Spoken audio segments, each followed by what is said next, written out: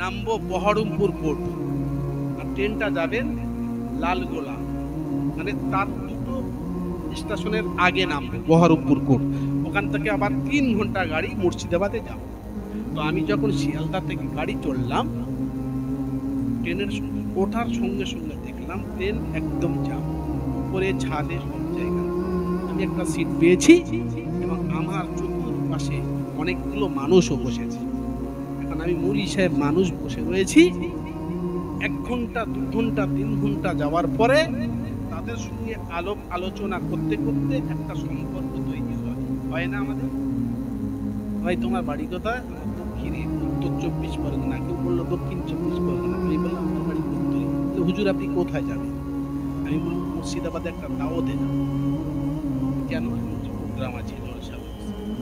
ওদের সঙ্গে কথা হলো মোটামুটি 3 ঘন্টা 3.5 ঘন্টা। যখন একটা সিটে সবাই মুখে মুখে বসে রয়েছি, কথাবার্তা বলতে বলতে সম্পর্ক আরো বড় হলো। এবার দেখলাম ওরা কিছু জিনিস কিনছে খাবার জন্য, আমাকে দিল না। নেওয়াটা বড্ড বেমানান না? তোমার পরিবেশ পরিস্থিতি। আমি খেলাম, আমারও একটা দায়িত্ব ছিল ওদের জন্য কিছু দেওয়া, মানে ভালো একটা সম্পর্ক হয়েছে। ওই ট্রেনের ভিতরে পেয়ারা বিক্রি হয়, ওই পেয়ারা কিনে আমি প্রত্যেকের একটা করে দিলাম, ওরাও নিল আনন্দ। তার ভিতরে একটা ঘটনা আমাকে কাঁদিয়েছেন। একটা মেয়ে তার ওই 10 থেকে 11 বছর ছেলেটাকে নিয়ে শুধু আমার মুখের দিকে তাকায় আর বলে আমার ছেলেটা কেন, কি হয়েছে? তো হচ্ছে আমার ছেলেটা কারেন্টে হাত দিয়েছিল, আপনি দেখুন বলে হাত রুমাল ছিল, রুমালটা খুলে আমাকে দেখালো, এই 4টে আঙুল সব জুড়ে লেগেছে। কারেন্টে যারা বলে দেখবে হাতগুলো জুড়ে লেগেছে। ব্যাপারটা কি? কারেন্টের তারে হাত দিয়েছিল, এতটা পুড়েছে, 4টে আঙুল জোড়া লেগেছে। মেডিকেলে এসেছিলাম, ওরা বললো আগের সপ্তাহ আসো। ভয় লাগছে, ছেলে মানুষ, তা কি হয় একটু দোয়া। মেয়েটি খুব দুঃখ করে বললেন। ঠিক 4.5 ঘন্টার পরে আমার পাশ থেকে একজন নেমে গেল, হুজুর আসছি দোয়া।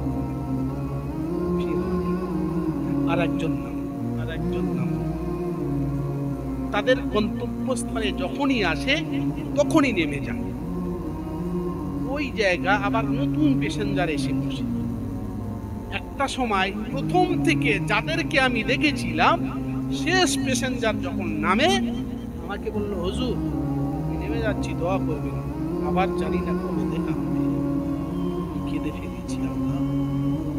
পৃথিবীর জমিনে আমরা পৃথিবী নামক একটা চলন্ত রেলগাড়িতে বসবাস করছি। 4.5 ঘন্টা 5 ঘন্টার মানুষের সঙ্গে বন্ধুত্ব, তাদের সঙ্গে সম্পর্ক, তাদের সঙ্গে লেনদেন। এই দুরন্ত পৃথিবীতে আর তাদের সঙ্গে দেখা হবেও কিনা জানি না। কিন্তু তারা নেমে গেল, জায়গা খালি নেই, আবার অন্য প্যাসেঞ্জার এসে বসলো। আমি এটাই বোঝাতে চাইছি, আমি এটাই কান্নাকাটি করেছিলাম সেদিন ট্রেনের ভিতরে। ওগো মহান আল্লাহ, এটা তো আমাদের জন্য নিদর্শন। এই যে মানুষগুলো আমার আপন ছিল, তারা তো সব চলে গেল, আবার নতুন মুখ আমার কাছে এলো। তাদের সঙ্গে সম্পর্ক হয়তো তৈরি হবে, কিন্তু এই মানুষের সঙ্গে তো আর দেখা হবে। পৃথিবী নামের গাড়িতে আমরা বসবাস করছি। আমার আব্বা চলে যাবে, আব্বার জায়গা আর একজন নেবে।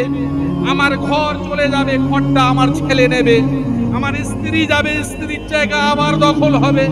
আমি এই মুহূর্তে বস করছি এখানে, এখান থেকে নেমে যাবো, আবার নতুন বক্তা এখানে আসবে। বাড়িতে যখন চার ডাক দেবে, আমরা যদি পৃথিবীতে চলে যাই, পৃথিবী থাকবে, পৃথিবী থাকবে, তার আপন গতিতে চলবে, আমরা থাকবো। আমার জন্য কারোর যায় আসে, কারোর যায় আসে? পৃথিবীতে এটা কি সম্ভব? পৃথিবীতে যদি আমি না থাকি, পৃথিবী থমকে যাবে।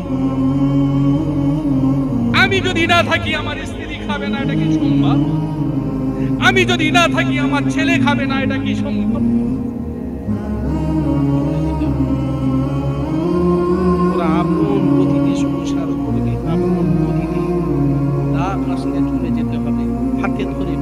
করে বলছি, সময় এসে গেছে। জানি না কবে ডাক আসবে, পৃথিবী থেকে আমাদের চলে যেতে হবে। রেলগাড়ি চলছে চলছে, জীবন গাড়ি চলছে, জীবন গাড়ির শেষ স্টেশন জানি না কার কবে হাজির। আমাদের সচেতন হতেই হবে। কি আছে পৃথিবী, তামাম পৃথিবীতে কে নিয়ে গেল কিছু? কেউ তো কিছু নিয়ে যায়। আমরা কবে ভাববো?